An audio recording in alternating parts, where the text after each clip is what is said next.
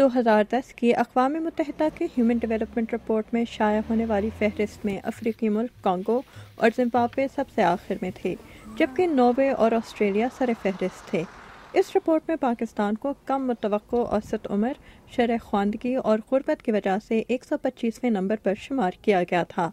پاکستان میں 5 سال سے کم عمر کے بچوں کی شرح آباد بھی زیادہ ریکارڈ کی گئی تھی۔ پاکستان میں ہر 1000 پیدائشوں میں سے 89 بچے 5 سال سے زیادہ کی عمر کو نہیں پہنچتے۔ اور یہ بہت بڑی امپورٹنٹ چیز ہے، یہ خاندانی منصوبہ بندی کے لحاظ سے بھی، پاپولیشن گروتھ کے لحاظ سے بھی۔ جتنی شرح موت بچے کی زیادہ ہوگی اتنی شرح پیدائش بھی زیادہ ہوگی۔ آبادی میں اضافے کی وجوہات پر تحقیق کرنے والے مہتاب کریم کہتے ہیں کہ بڑھتی آبادی کی وجہ سے حصول تعلیم اور صحت عامہ کے وسائل پر بوجھ بڑھ جاتا ہے۔ ان کا کہنا ہے کہ پاکستان میں سالانہ فیکس آمدنی میں اضافہ ہوا ہے، لیکن انسانی ترقی کے بعض دوسرے پہلوؤں کے حوالے سے ترقی کی شرح اطمینان بخش نہیں ہے۔ قوم جتنی ترقی کر لے، اگر آپ نے بہت زیادہ بھی آپ کے ریسورسز بڑھ گئے اور آپ نے اپنی پر کیپٹا انکم بڑھا بھی دی، مگر جب تک نہیں ان دونوں انڈیکیٹرز میں انفنٹ مورٹیلٹی اور لٹریسی لیول اور اسکولنگ میں ترقی ہوگی، آگے ایک بات کہیں نہیں بڑھے گی۔ تو یہ، اور جیسے میں نے کہا کہ یہ سارے انٹر ریلیٹڈ ہیں، ایجوکیشن، ہیلتھ اینڈ پاپولیشن۔ لیکن کیا آبادی میں اضافہ کسی ملک کی ترقی کے راستے کی رکاوٹ بن سکتا ہے؟ ماہر اقتصادیات ڈاکٹر ڈیوڈ لام کہتے ہیں کہ اس کا کوئی سادہ جواب نہیں۔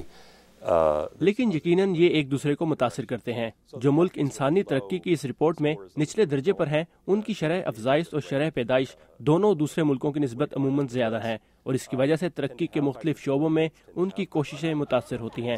لیکن دوسری طرف اگر ہم گزشتہ کچھ دہائیوں کے دوران ملکوں کی نشو و نما پر نظر ڈالیں تو جن ملکوں میں غربت اور آبادی کی شرح بہت زیادہ تھی، وہاں معیار زندگی میں بہتری بھی واقع ہوئی ہے۔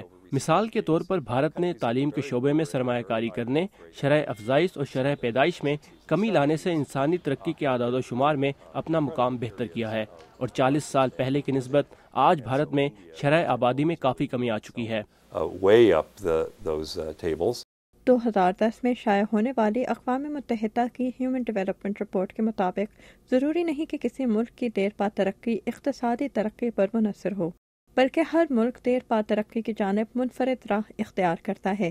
اسی موضوع پر اقوام متحدہ کی اگلی رپورٹ میں انسانی ترقی کو مزید دیر پا اور منصفانہ بنانے کی اہمیت پر زور دیا جائے گا۔ یہ ایک بہت اہم موضوع ہے۔ میں سمجھتا ہوں کہ اگر اگلی صدی کی ابتدا تک یا اس سے پہلے ہی عالمی آبادی میں 3 ارب کا اضافہ ہوتا ہے، جیسا کہ اقوام متحدہ نے پیشن گوئی کی ہے، تو ہمیں یہ دیکھنا ہے کہ ہم سب کو خوراک کس طرح مہیا کریں گے، ہم قدرتی وسائل کے استعمال کی موجودہ شرح کس طرح قائم رکھیں گے، یا ان غریب ملکوں کے لیے جنہیں معیار زندگی میں بہتری کے ساتھ ساتھ زیادہ وسائل کی ضرورت بھی ہوگی، وسائل تک رسائی کس طرح ممکن بنائیں گے۔ یہ سب ہمیں پائیدار ترقی ممکن بنانے کے نقطہ نظر سے کرنا ہوگا۔ انسانی ترقی اور نشو و نما پر اقوام متحدہ کی اگلی رپورٹ اس سال نومبر میں شائع ہوگی۔ Amna Khan, Urdu VOA، Washington.